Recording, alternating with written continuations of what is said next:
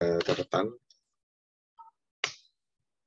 Jadi kita akan membahas lagi, mungkin terlewat kuliah pengantar linguistik. Nah, jadi kita akan agak cepat ya, karena memang ngejar materi, jadi pembahasannya bisa lebih cepat. Tapi Anda bisa mengulang lagi materi ini, nanti tak tayangkan di Google Drive atau di YouTube ya, biar bisa disimak bareng-bareng. Jadi ini kontrak kuliahnya, dan kita sudah menggunakan hampir 40% daring ya. Sudah kedua kalinya daring. Minggu depan insya Allah kita luring. Jadi Anda nanti perlu untuk mencatat lagi, jadi tugasnya adalah mencatat kuliah kita kali ini.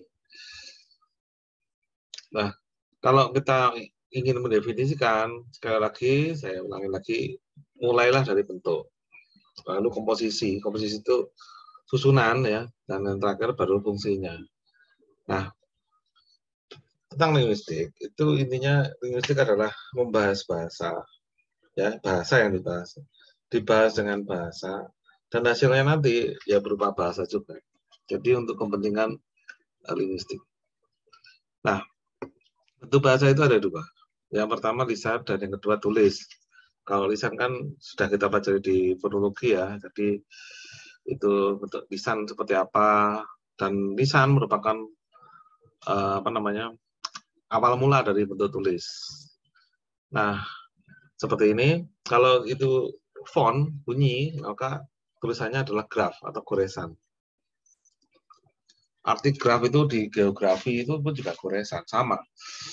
Monograf itu goresan. Goresan itu artinya entah itu tulisan, entah itu gambar, nah itu namanya graf, goresan. Jadi definisi bahasa ada language, ada lang, ada parol.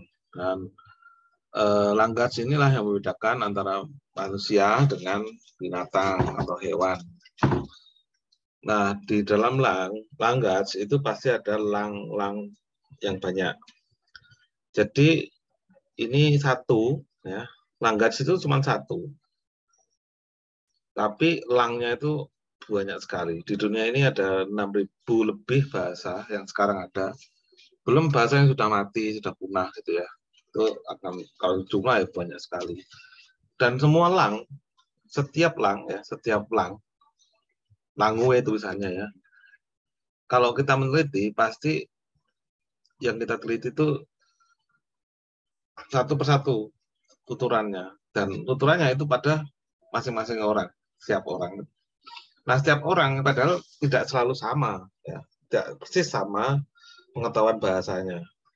Tidak selalu sama kemampuan berbahasanya. Dan tidak selalu sama gaya bahasanya. Tapi untuk meneliti lang, maka kita perlu meneliti bahannya, itu berupa parul. Ya. Jadi orang-orang kita teliti bahasa mereka, barulah kita kemudian bisa menyusun lang.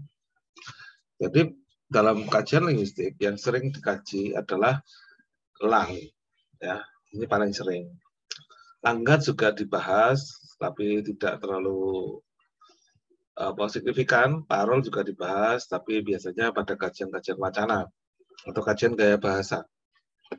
Kalau lang itu biasanya kajiannya lebih luas dan banyak orang yang meneliti dan fokus pada ini, termasuk nama prodi kita itu kan dari lang ini, bahasa Indonesia. Tapi kalau bahasa Jawa ya langnya bahasa Jawa.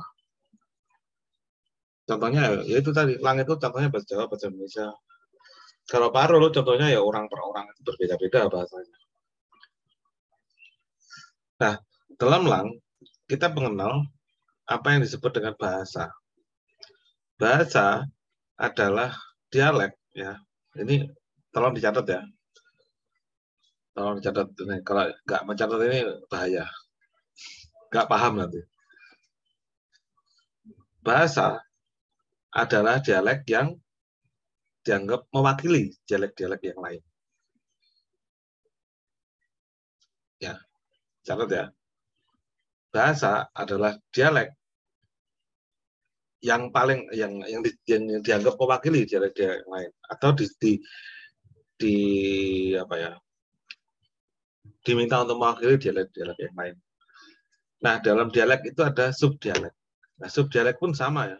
Subdialek adalah subdialek yang mewakili, subdialek adalah dialek yang subdialek yang mewakili dialek subdialek yang lain. Ya, belibet ya. Jadi subdialek itu apa? Subdialek adalah bagian dari dialek. Nah, dialek sendiri diambil dari subdialek-subdialek yang paling mewakili subdialek-dialek yang lain. Nah, itu yang tepat. Oke, skemanya seperti ini, nanti ya. Ini ada di dalam dialek sendiri ada dua versi. Dialek itu ada dua versi. Jadi tidak benar bahwa dialek itu di luar bahasa. Justru dialek itu adalah bagian dari bahasa. Begitupun juga dengan subdialek. Subdialek adalah bagian dari dialek. Nah, dialek itu terbagi atas dua hal, yakni dialek wilayah. Jadi pembagian bahasanya, pembagian dialeknya itu berdasarkan area atau berdasarkan wilayah. Yang kedua berdasarkan hal-hal yang sifatnya sosial. Misalnya jenis kelamin, misalnya umur, tingkat pendidikan, kemudian formalitas, kemudian pekerjaan, itu kan mereka punya bahasa yang beda-beda. Misalnya perempuan dan laki-laki. Ketika perempuan mengatakan terserah dengan laki-laki itu mengatakan terserah, itu maknanya tidak sama ya. Tentu Anda semua tahu itu. Kemudian ketika anak kecil berbicara, itu tidak sama juga dengan orang gede yang berbicara. Anak kecil itu berbicara dengan struktur yang sederhana. Sedangkan orang dewasa biasanya strukturnya lebih kompleks. Dan lebih kompleks dan lebih panjang kalimatnya. Ya. Kemudian kalau bicara masalah ini, dialek sosial itu ada ilmunya namanya sosiolinguistik. Ya. Kalau ini ilmunya namanya dialektologi. Sosiolinguistik dipelajari di kampus kita, kalau dialektologi tidak. Ya. Karena memang bahasa Indonesia kalau dipikirkan secara wilayah, maka kita akan kesulitan. Kesulitannya karena kita hanya menebak-nebak orang Papua itu bahasanya seperti apa, bahasa Indonesianya ya, orang Aceh itu bahasa Indonesia seperti apa. Ya, sedangkan bahasa Indonesia sendiri yang baku itu cuma satu, tidak ada yang lain. Yang tidak baku bermacam-macam dan tidak diatur ya. Nah, skema dari dialek itu begini. Tadi saya sebut bahwa bahasa adalah bagian dari dialek. Jadi ada satu dialek yang dianggap mewakili dialek-dialek yang lain. Dialek itu apa tuh Pak? Nah, nanti akan diketahui skemanya. Misalnya begini ya. Dalam bahasa Jawa ada dialek ngapak ya. Ngapak itu berarti bagian dari bahasa Jawa. Ya, perhatikan apa yang saya katakan. Dialek ngapak itu bagian dari bahasa Jawa. Nah, dialek ngapak sendiri itu bisa kita bagi menjadi dua yang besar. Yakni yang Tegal, kemudian Pekalongan dan seterusnya itu anggap saja itu Tegal. Kemudian yang kedua itu yang cukup berbeda itu Banyumas. Ya, Banyumas, terus apa itu Nusa Kambangan itu ya. Nah, itu kan berbeda sekali ya. Nusa Kambangan itu mana? Cilacap ya. Jadi dua yang besar ya. Jadi kita bagi lagi kemudian kecil-kecil lebih bisa lagi. Kita ke kanan gini ya, itu kita bagi sub-sub dialek itu bisa. Tapi kita hanya untuk belajar ini skema bahasa itu bagaimana. Apa konsep bahasa itu seperti apa. Jadi ini yang lebih luas ya. Yang lebih luas itu begini. Jadi yang disebut bahasa Jawa itu yang mana toh? Apakah Mataraman seperti di Jogja, Surakarta, Madiun, ataukah yang apa? Dua-duanya bahasa Jawa. Ya. Apalagi kalau kita tambahin satu lagi. Kalau kita di Kanjuruhan Malang itu bahasanya tidak sama dengan orang di Jogja atau orang di misalnya Cirebon, Pekalongan gitu ya. Tidak sama karena memang Subdialeknya tidak sama. Tetapi jika ingin bertanya, manakah bahasa Jawa itu? Dialek ini. Semuanya ini bagian dari bahasa.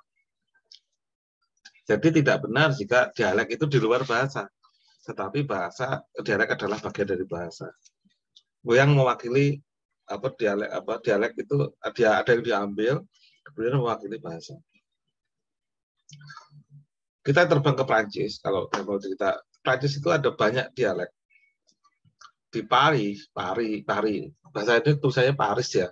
Tetapi kalau orang Prancis yang menyebutnya Paris, ya, nggak ada S-nya, bunyinya nggak ada S.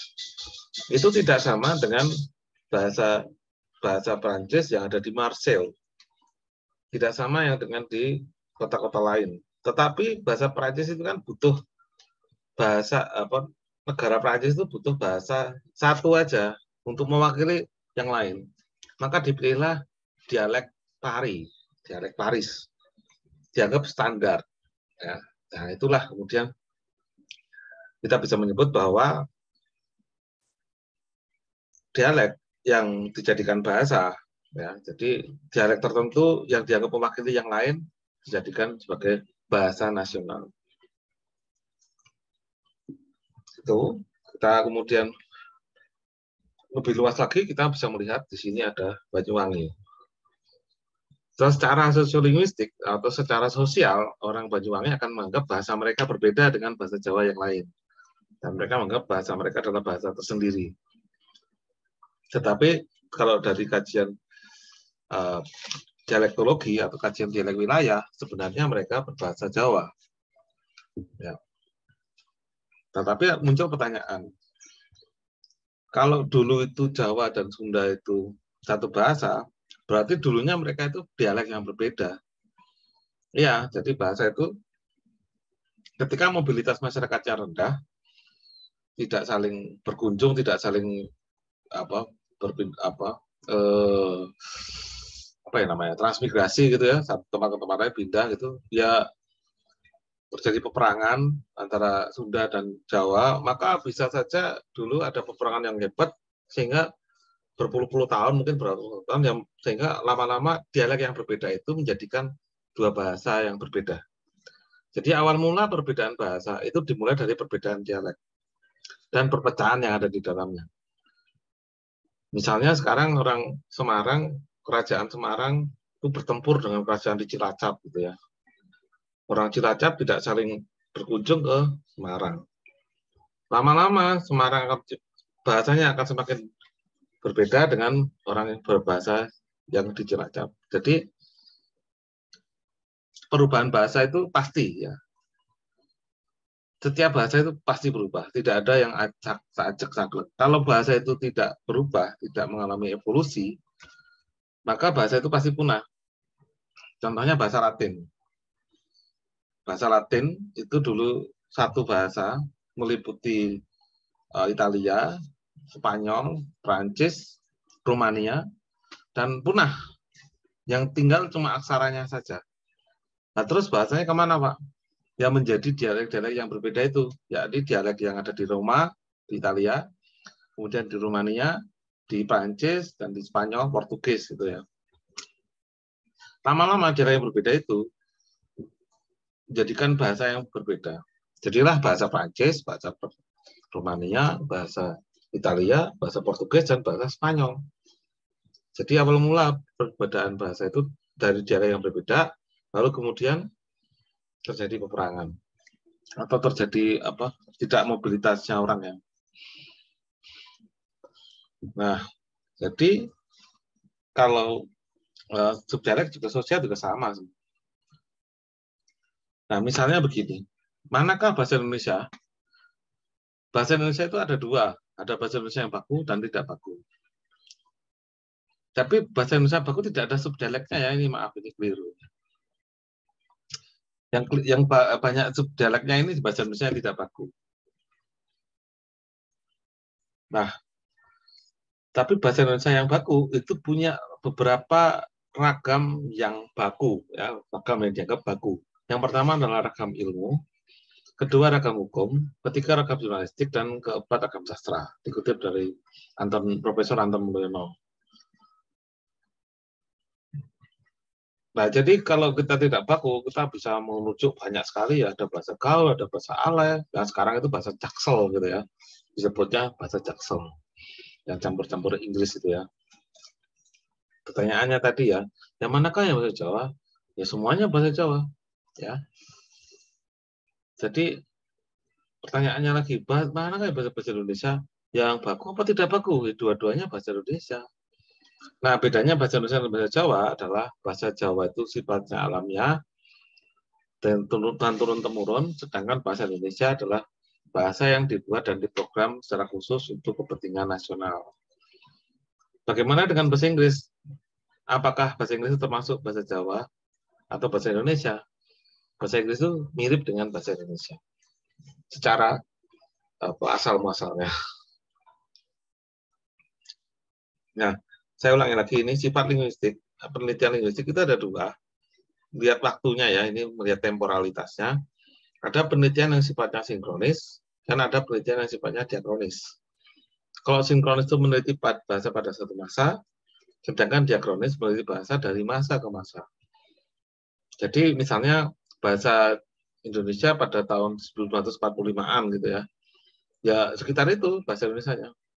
Tapi tidak bisa dianggap diakronis. Kenapa? Karena tidak berusaha untuk membandingkan dari satu bahasa, dari satu masa ke masa yang lain. Nah, materi kita kuliah itu ada seperti ini ya, skemanya ya. Jadi yang pertama nanti kita akan mempelajari tentang apa?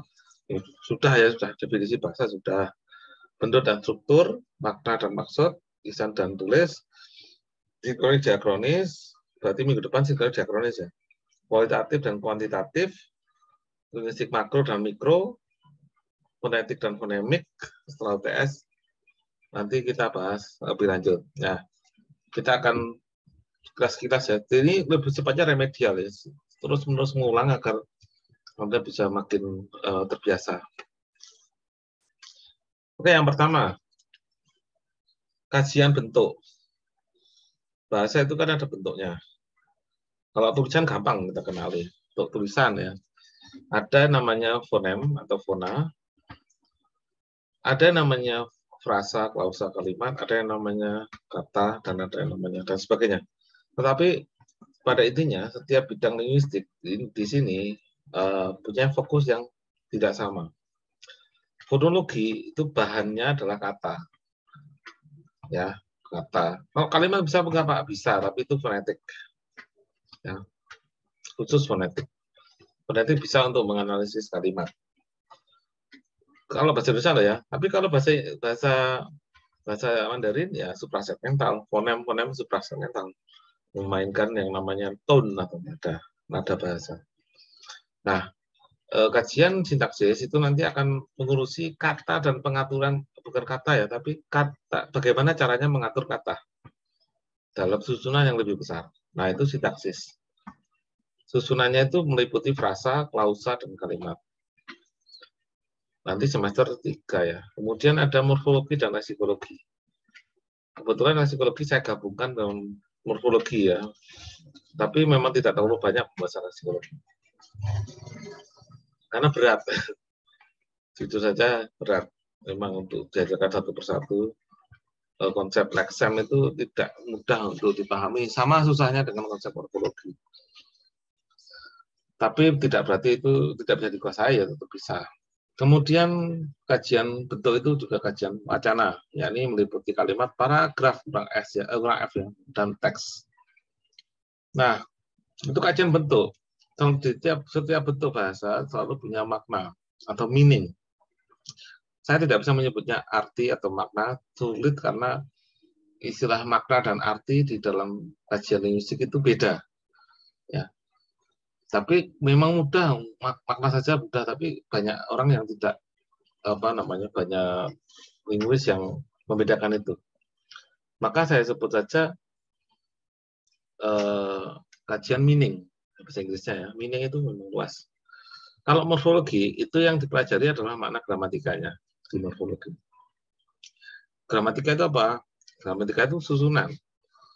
Jadi susunan antara satu dengan lain itu maknanya apa? Analoginya begini.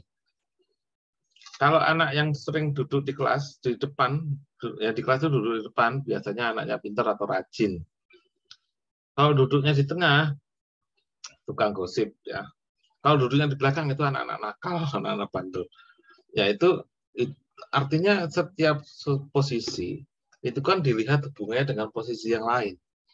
Ketika kita menyebut depan, pasti ada yang di posisi belakang dan ada yang di posisi tengah.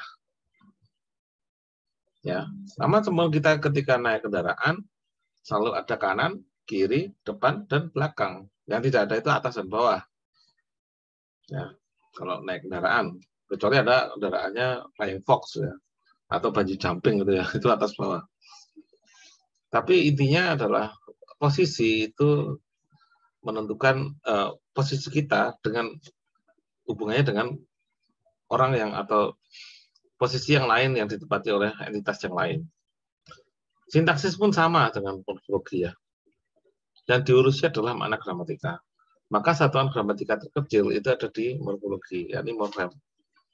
Kemudian semantik. Semantik itu mengurusi makna atau makna bahasa atau makna formal. Jadi makna kamus. Boleh dikatakan makna literal. Nah, ada yang menyebut lagi makna leksikal. Saya akan sering menggunakan leksikal daripada literal. Kenapa ya? Nanti alasannya nanti kalau kalian sudah menguasai baru kemudian saya jawab mengapa kok saya lebih menggunakan leksikal dibandingkan literal. Kemudian pragmatik. Pragmatik itu adalah kajian tentang maksud, permaksudan. Jadi setiap bahasa, setiap perkataan itu pasti mengandung maksud. Bisa maksudnya, ya? Gimana? Halo? Komunikasi yang dilakukan.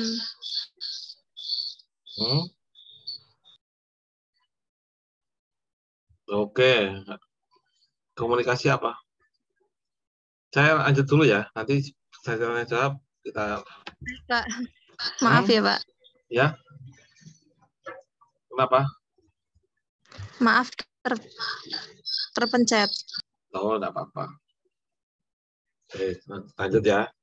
Jadi di pragmatik itu ada tuturan yang sesuai dengan pembentuknya, kata-kata atau kalimat pembentuknya sesuai, ada yang tidak sesuai.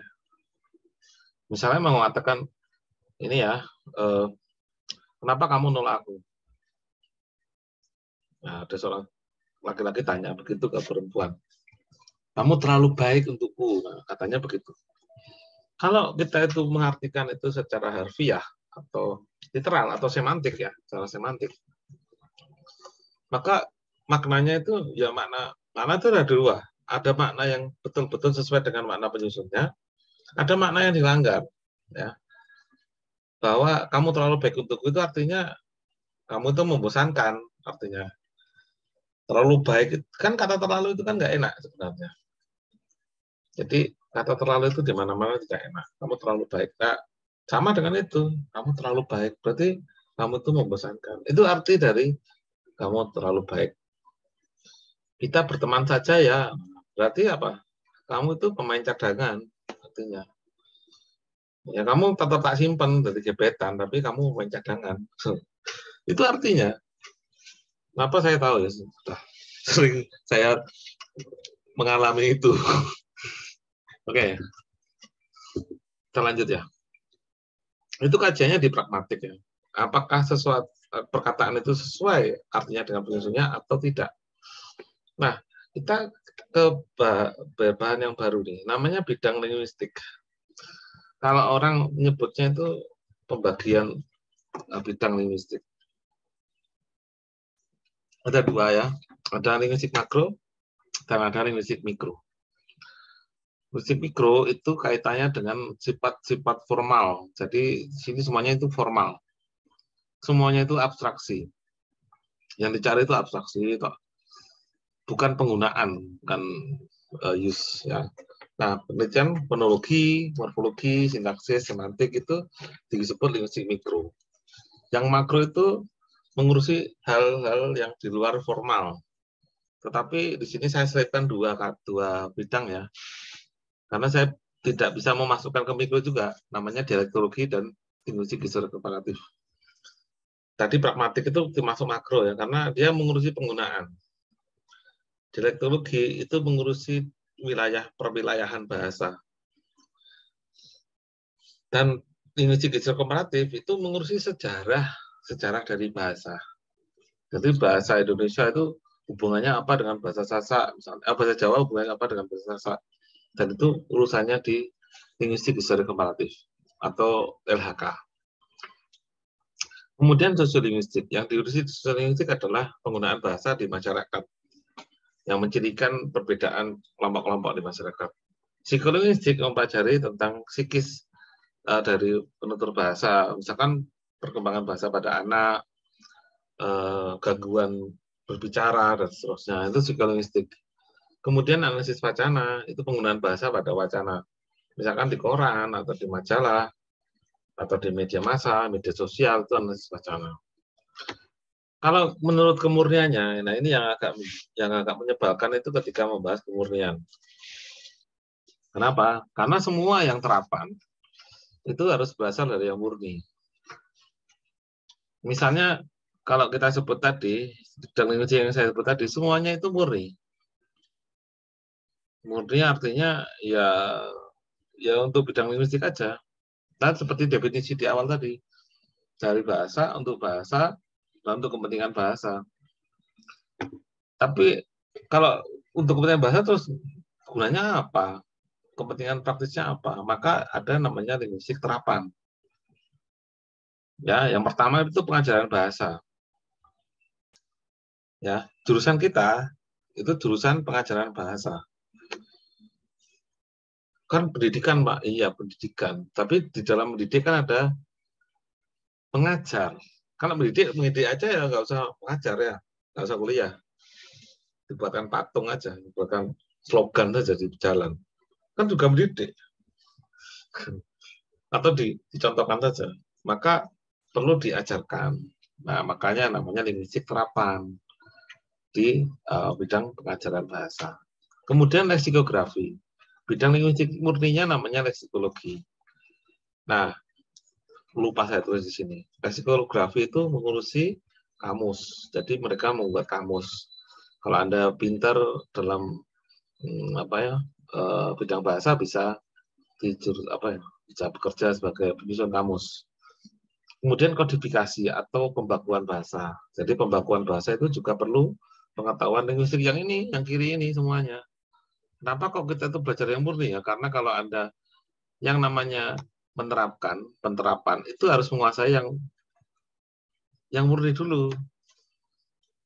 Baru kemudian kita terapkan. Nah, kalau tidak tahu yang diterapkan, gimana? Anda tidak tahu apa yang Anda ajarkan, gimana? Kan repot. Jadi Anda ngomong tapi tidak tahu apa yang Anda omongkan. Nah, jadi sebaik-baiknya orang itu sadar dan paham dengan apa yang dia bicarakan. Dan yang terakhir yang bisa saya sebut di sini adalah linguistik forensik atau linguistik untuk kepentingan penyelidikan perkara. Jadi misalnya ada perkara hukum yang melibatkan ahli bahasa, ya ini linguistik forensik ini. Ya, bisa linguistik bidang hukum. Di sini ada lagi misalkan penerjemahan bahasa, itu juga termasuk linguistik terapan atau penyuntingan bahasa. Banyak sekali bidang terapan yang bisa kita geluti kalau kita menguasai yang sebelah kiri ini. Seperti saja yang bisa kita bahas. Silakan kalau ada pertanyaan, saya siapkan waktu 5 menit untuk bertanya. Monggo. Baik Pak, selamat sore Pak. Selamat sore. Namanya siapa? Saya dari perkenalkan, nama saya Wilhelmus Forsima Burawatun. William Watun. William Watun Pak. Ya, dari mana asalnya? Dari NTT. Di sana banyak bahasa ya, Mas? Bagaimana Pak? Bahasamu apa? Di sana bahasanya Indonesia Pak. Bahasamu, bahasa daerahmu apa? Di setiap daerah kami bahasanya beda-beda Pak. Iya, saya tahu. Bahasamu sendiri apa? Kalau saya ikut bapak saya bahasanya Atadei. Atadei.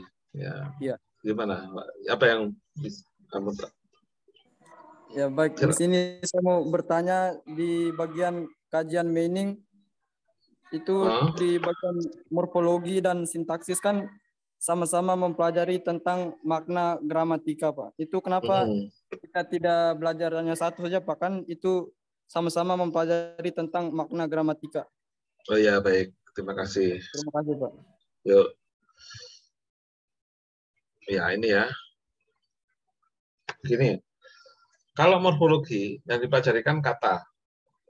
Tapi kata kan ada yang namanya imbuhan, ada yang namanya kata ulang, ada yang namanya kata majemuk, ada yang namanya bentuk-bentuk artikel. Ya bentuk ulang, kata mengapa kok ada bentuk ulang? Misalnya buah-buahan. Nah, ini kan beda dengan kata buah. Artinya buah-buahan ini artinya apa? Apa bedanya buah dengan buah-buah? Maknanya apa? Kalau buah-buah, berarti buahnya banyak. Jadi ketika ada reduplikasi, berarti ada makna yang berbeda. Padahal reduplikasi itu termasuk kata. Jadi misalkan buah-buah itu satu kata tetap aja, dihitungnya tetap satu kata. Walaupun terdiri atas dua kata. Nah, itu dibahas di morfologi. Karena perbedaan antara buah dan buah-buah itu lain, ya, menghasilkan kata baru, ya. Buah-buah itu kata yang baru. Nah, perubahan kata dari satu kata menjadi bentuk kata yang lain, itulah yang dimaksud dengan makna gramatika. Maknanya adalah makna tadi buah, kalau buah saja itu satu, dianggap satu, tapi kalau buah-buah bisa banyak buah. Nah, jadi itu salah satu contohnya. Atau kita menyebut sepi gitu ya. Sepi itu keadaan. Sepi itu kan kata keadaan. Kita bisa menyebutnya keadaan sepi. Tapi kalau menyepi berarti kan perbuatan. Ya, perbuatan. Nah, maknanya kan beda. Jadi itulah yang dimaksud dengan makna gramatika. Ya. Ketika satu kata berubah menjadi kata yang lain, disitulah makna gramatika. Tapi kan tidak cukup cuma kata berubah menjadi kata yang lain. Kata disusun dengan kata-kata yang lain. Nah, maka kita larinya ke sintaksis. Susunan kata bergabung dengan kata lain bisa membentuk frasa, bisa membentuk klausa, bisa membentuk kalimat. Nah, susunannya itu punya makna, Mas. Misalnya motor baru ya. Motor baru maknanya dengan baru motor sudah sombong. Nah, itu kan baru motor itu maknanya tidak sama dengan motor baru. Karena apa? Karena penyusunnya tidak sama, urutannya tidak sama. Urutan yang tidak sama bisa mengakibatkan maknanya tidak sama. Nah, makna-makna yang tidak sama itu tadi yang dipelajari di sintaksis. Sampai sini paham ya? Itu namanya makna gramatika. Ya, grammar itu gramatika itu artinya susunan atau formula untuk menyusun yang bentuk yang baru. Kan dari kata yang cuma satu disusun menjadi kata yang dua. Misalkan saya tampan, ya beda kalau tampan saya itu tidak ada maknanya. Tapi kalau saya tampan ada maknanya. Kenapa? Karena sudah gramatikal, ya sudah sesuai dengan tata bahasa. Kalau saya tampan, tapi kalau tampan saya belum sesuai tata bahasa. Begitu yang bisa saya jawab. Monggo, silakan yang lain. Baik, Pak. Terima kasih, Pak. Ya, di bahasa di wilayahnya Mas William ini setiap desa dengan desa lain bisa beda bahasanya. Saya cukup tahu Kupang itu di sana setiap desa bisa beda. Bahkan numeralia atau kata 1 2 3 4 5 6-nya aja sudah beda. Jadi satu bahasa dengan bahasa lain beda. Apalagi di di Fataluku itu beda lagi. Kenapa kok saya tahu ya? Dulu pernah ikut ikutan tahu data bahasanya, tapi saya tidak bisa berbicara bahasa sana, cuma tahu data bahasanya. Karena bahasa-bahasa di sana yang berupa maraneka rega itu ternyata berasal dari satu induk bahasa yang sama, cuma beda. Misalnya kalau kita perhatikan di mana itu Timor Leste itu mempunyai kemiripan dengan banyak bahasa di wilayah lain di Nusa Tenggara Timur. Itu di kajiannya historis komparatif. Itu. Ada lagi? Monggo.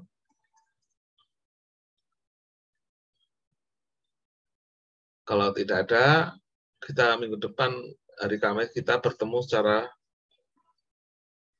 luring dan seperti biasa catatan itu ditulis sebagai presensi ya. Jadi catatannya berupa presensi. Nanti silakan kumpulkan di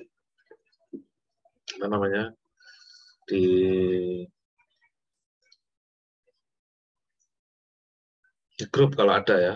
Ada grupnya nggak sih? Ada Pak, ada grupnya. Ya wes. Jadi intinya adalah sebenarnya penelitian bahasa itu kalau boleh saya katakan itu sangat luas. Jadi kita bisa sangat punya peran kalau kita menguasai apa yang kita lakukan.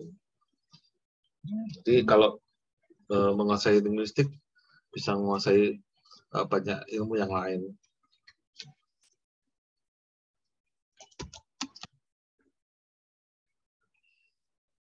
Begitu ya, Mas Mbak ya. Kalau ada pertanyaan saya kira sekian. Terima kasih. Hari Kamis kita bertemu luring, bertemu di kampus untuk kuliah lanjutan. Wassalamualaikum warahmatullahi wabarakatuh. Waalaikumsalam warahmatullahi wabarakatuh. Waalaikumsalam warahmatullahi wabarakatuh. Terima kasih Bapak. Sama-sama. Hati-hati Bapak.